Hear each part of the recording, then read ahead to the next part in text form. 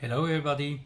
As the title of my presentation says, I'm going to talk about conspiracy theories in the films of Stanley Kubrick. Stanley Kubrick is generally considered to be one of the most important filmmakers of the 20th century. He only directed 13 feature films, but of these films, I think you can say, starting at latest with Dr. Strangelove in 1964, all of these films are considered important milestones in film history, masterpieces, whatever you want to call it. And starting from 2001: A Space Odyssey, released in 1968, Kubrick was kind of in a league of his own, meaning that he had a very unique position insofar as he could make films with big budgets and big stars more or less completely on his own terms. He had a level of control over his films which was and still is very unique. There is a lot of literature on Kubrick. His films are certainly among the most analyzed in film history, and there has been a real boom in the last 15 years or so, and this has much to do with the fact that in 2007 the Stanley Kubrick archive in London opened.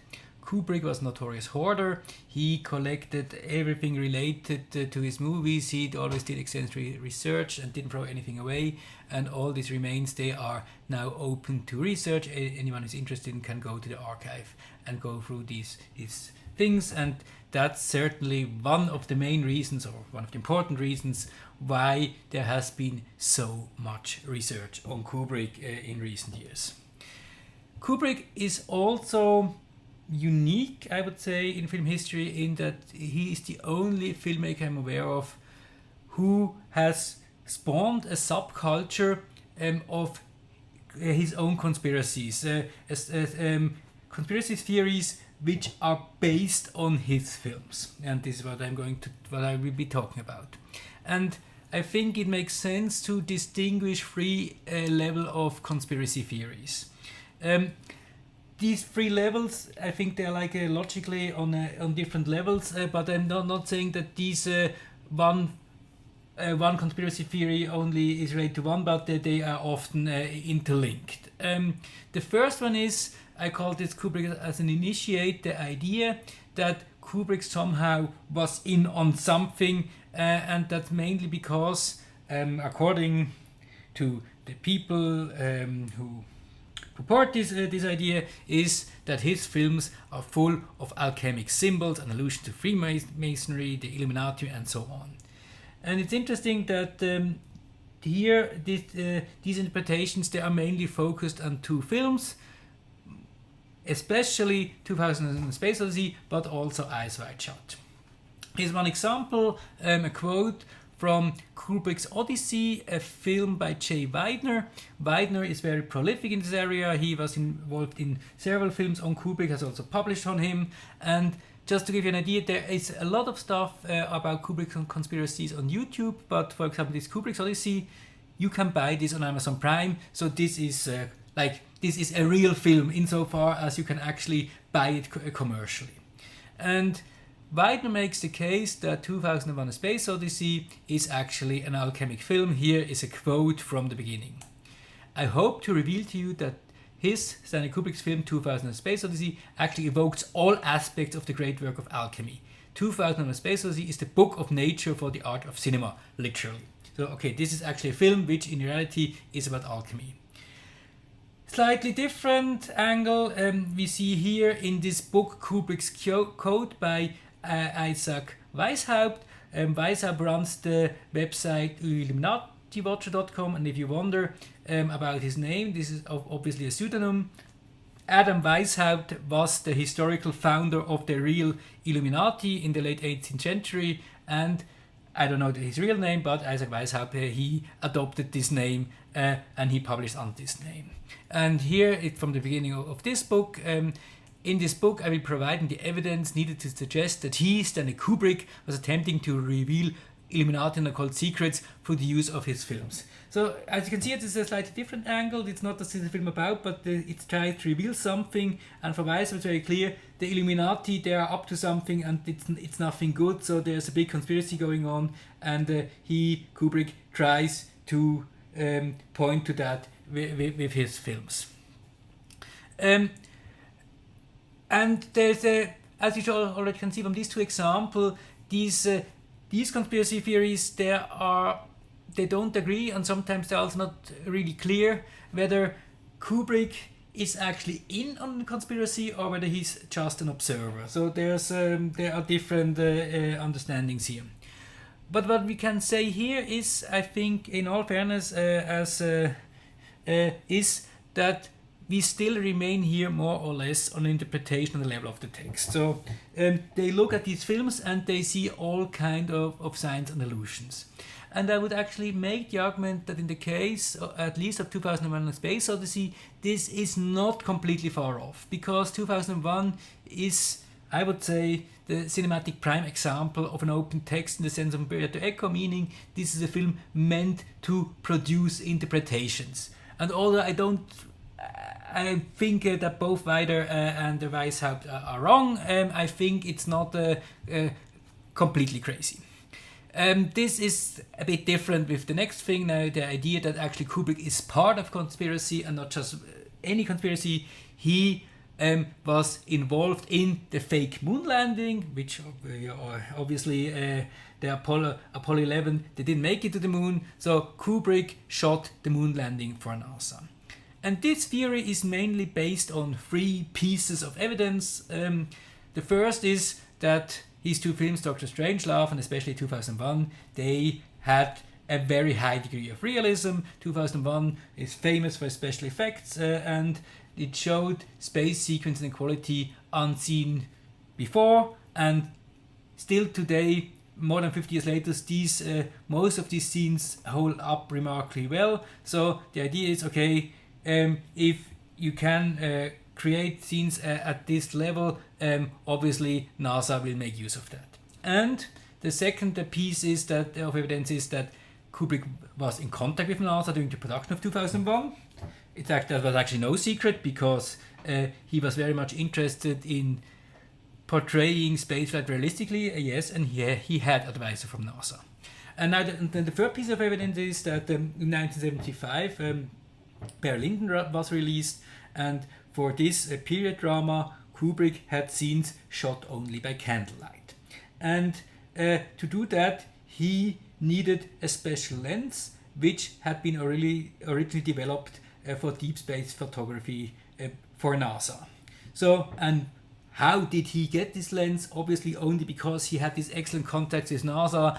This was kind of a payment they did for his services for shooting the moon landing. Fact is, he actually just called up Zeiss, the German manufacturer, and bought the lens, because although this lens was originally developed for NASA, he didn't need NASA to get that. There's also like a fourth piece of evidence. Kubrick died in 1999, shortly after he finished his last film, Eyes Wide Shut, and he died before the film was released. But before he died, he had already set the release date for the US, and the release date for the US was July 16, 1999, exactly 30 years after the moon landing, which obviously can't be a coincidence. Now, where is this idea coming from? As far as I know, one of the earliest mentioning where this idea that the moon landing was actually staged is this little brochure by Bill Kaysing, published in 1976, and Kaysing already briefly mentions Kubrick here and 2001. It's interesting that Kaysing actually does not say here explicitly that Kubrick shot the moon landing, but it's more like, okay, at the same time we have 2001 with all the special effects, and the argument by Kaysing is that 2001 was basically a cover-up up for NASA, because they had to shoot the moon landing, they developed all this film trickery, they had to build huge sets, they couldn't have done that without the public noticing, so they used 2001 as a cover-up, so no one noticed that they're doing all this stuff. but at least here it's not explicitly that Kubrick shot the moon landing. It was just 2001 as a cover-up for this. This gained traction and has long since entered also pop culture. Here just two different examples of films which take up this idea that Kubrick was involved in moon landing. There was also last year was this movie Fly Me to the Moon, and here where it's also about the stage of the moon landing, and here Kubrick is also briefly mentioned. So this has become like a pop cultural item. Now the third kind of conspiracy theories I'm talking about here, I think is the most interesting one, and this is about that Kubrick's films actually, if read properly, that they reveal actual conspiracies. And here are different things which they are supposedly about. One is that Kubrick, especially in The Shining, actually confesses that he shot the moon landing. There are also all kind of ideas that his films are actually about the MK Ultra program. MK Ultra was an illegal project by the CIA, which was had to do with brainwashing and trying to manipulate people with drugs and stuff. This program was stopped in 1973, but according to many conspiracy theorists, this is still going on. And there's this idea that this is something Kubrick deals with in his films. And here also Clockwork Orange is also mentioned, because this is also a movie which in a way is about a kind of brainwashing. There's also the idea that especially Eyes Wide Shut is actually about sex trafficking in New York high society, or generally in the US high society. This is something which got much more traction with the whole Jeffrey Epstein case, and also the fact that Kubrick was killed before the release of his film. And there's also the idea that actually the film that we know today is not the film Kubrick wanted to make, that this has been drastically altered because the real film would have been too dangerous for these people. There are also all kind of other ideas, but I would say these are the three main topics. Now, if we look at Kubrick's filmography, it's interesting to see that not all of his films, actually only very few of them, get this kind of special treatment or interpretation. And the two films that stand out here are clearly The Shining and Eyes Wide Shut. The Shining certainly gets most of these kind of interpretations, and Eyes Wide Shut, 2001 and Clockwork Orange are also mentioned, though not as often. And for 2001 it's often more okay. There are all kind of allusions to stuff, but it's not so much about revealing a conspiracy. The Shining is certainly the one which got most attention. It's generally a film which has created maybe basically its own interpretative industry. There's even a film, Room 237 by Rodney Asher. This is a documentary which only consists of different interpretations of The Shining, and they range from more or less normal pedestrian academic interpretation till the very, very outrageous. And I'm showing you now a clip from Room 237. Just a short explanation. The Shining is based on a horror novel by Stephen King, and it takes place in a hotel in winter. And in this hotel there's this room 237, and in this room a very important, crucial scene takes place. And what is interesting is that in King's novel, this room has the number 217, and Kubrick changed that. Why? We now hear Widener, whom I already mentioned, who is also one of the people who presents his theory in his film. So we hear him explaining what the reason for this change of number. The reason that he changed it from 217 to 237 was because the room 237 in the film represents the moon landing stage where he worked.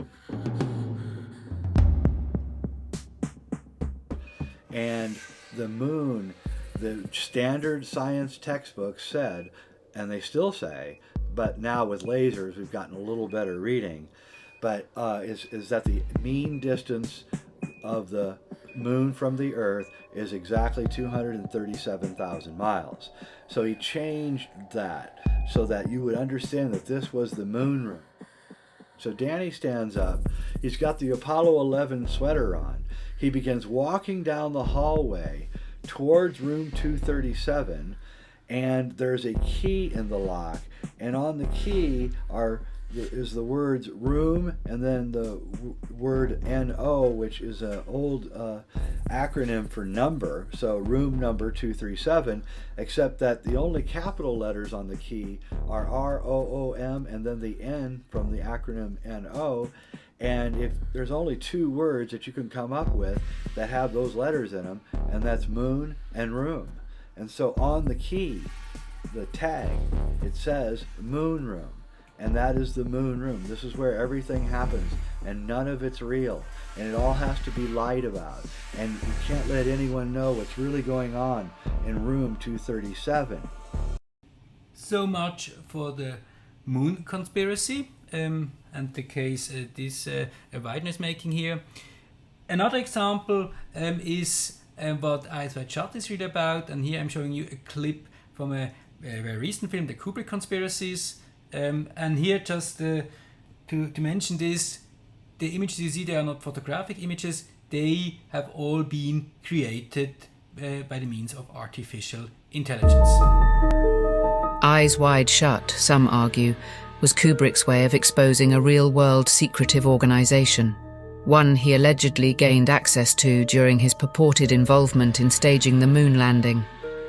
They argue that his insider knowledge of such elite circles, obtained while working alongside government and intelligence agencies, allowed him to embed chillingly authentic details of their rituals and hierarchies into the film. This interpretation positions Eyes Wide Shut not just as a provocative drama, but as a bold attempt to unmask the mechanisms of global power and control he had witnessed firsthand. Kubrick's perfectionism reached new heights during the production of Eyes Wide Shut. The film became one of the longest shoots in history, spanning over 400 days. Kubrick controlled every aspect of the production, from the precise placement of props to the rhythm of the actors' performances. This obsessive attention to detail wasn't just about creating a visually stunning film. It was about ensuring every moment resonated with deeper meaning. It's interesting that this movie has a different kind of rhetoric. Maybe I've noticed it never says this is what happened or this was Kubrick did. It's always supposedly so, people suggested that, so it's always putting a distance between the claim and the film, so like a distancing device. But I would say this is really just a rhetorical trick, so we can't really hold the film responsible, but in the end it's just again perpetuating these conspiracy theories. Now the interesting question is, of course, why these conspiracy theories with Kubrick's films? And I think this has much to do with Kubrick's image. I'm sure even if you're not interested in Kubrick, you heard all kinds of stories, anecdotes about his eccentricities, and Kubrick generally has quite a reputation as almost maniacal filmmaker, this reclusive who lived there, shut off from the world, and he was this perfectionist who planned everything meticulously. And there is this image that he was also a chess player, so he was this master strategist, planner who planned everything meticulously in advance. And basically, in the end, when he made the film, he only had to realize what he already had in his head, but because this idea was so very specific and so well thought out, that's what drove everybody crazy. That's why it took so long, because his vision had to be realized. And the funny thing is, this is simply not true.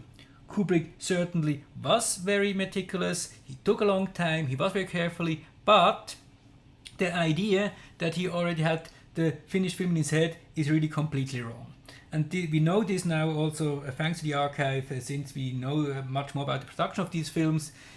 Kubrick's way of working was much closer to a constant process of trial and error.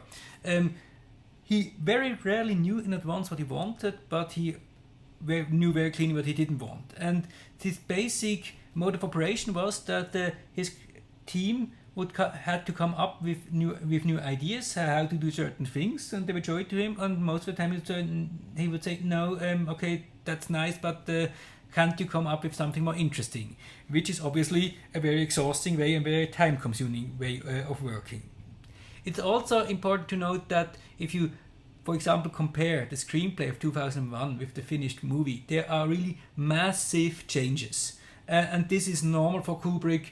His films changed a lot during production, and sometimes even very late in the editing, that some substantial thing was changed.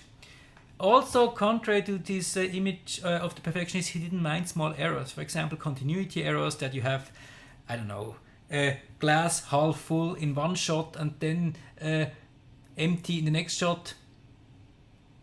If the rest was interesting, if the scene in itself was interesting, he wouldn't mind these small errors. But it's exactly these errors that many of these interpretations take up as hints. Now, where does this image come from? And I'm here relying on Filippo Olivieri. He is probably the most knowledgeable person when it comes to Kubrick. And he released a book last year, which, among other things, deals exactly with the question, okay, how did this Kubrick mythology start? When did it start? Where does this image come from? And Filippo, we went through all the press material, through all the interviews and so on Kubrick did, and he makes, I think, a very convincing case that this image was more or less created by Kubrick himself. Very early on, Kubrick was very keen on controlling his own image, was very specific about what should be put in press releases, about how he present himself in interviews, and with 2001 he more or less settled on the image of the all-controlling genius. So the press material of 2001 is all about him, about his vision, about how he controls everything, about how the whole production was focused on him, and this image more or less stuck. And it also to some degree got out of control. For quite some time Kubrick was quite happy with this image. It later got really out of control, and he suddenly was this crazy person, and that was probably the point where he was unable to change that, and also, in a way, also he didn't care enough, and so that's this image. But this image is essential for making this argument, which basically is that everything we see, everything we hear in these films is there because it has been deliberately put there. There are no coincidences, everything there is meaningful.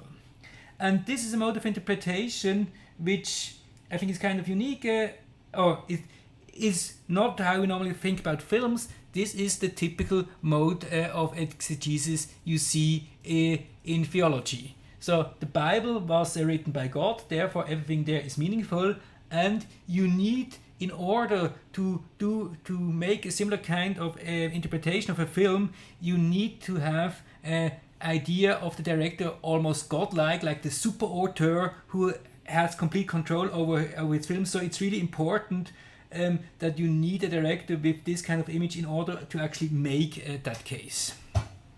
You could also bring in here Umberto Eco's idea of hermetic interpretation, but I think the important thing here for me is again that this only works with a certain image of the director.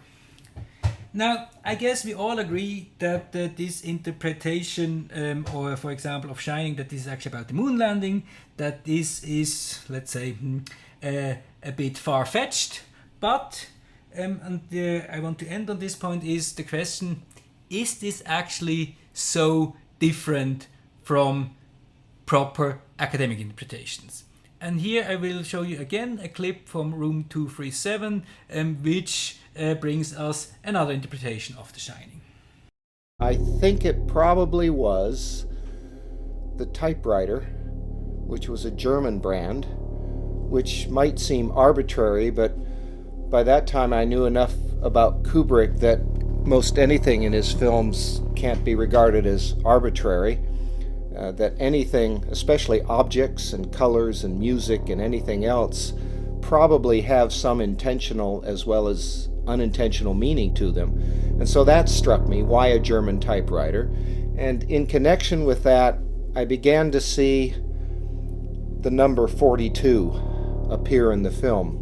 And for a German historian, if you put the number 42 and a German typewriter together, you get the Holocaust, because it was in 1942 that the Nazis made the decision to go ahead and exterminate all the Jews they could, and they did so in a highly mechanical, industrial, and bureaucratic way.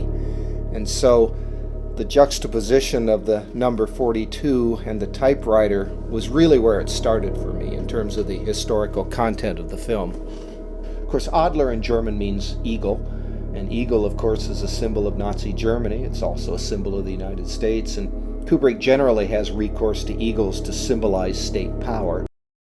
I don't know about you, but compared to this, actually, I think this moon landing conspiracy interpretation is almost convincing. I think this is completely nuts, and to some degree, I think this is even an obscene interpretation. But the big difference between this and this interpretation that The Shining is about the moon landing is this was published in by serious academic publishers.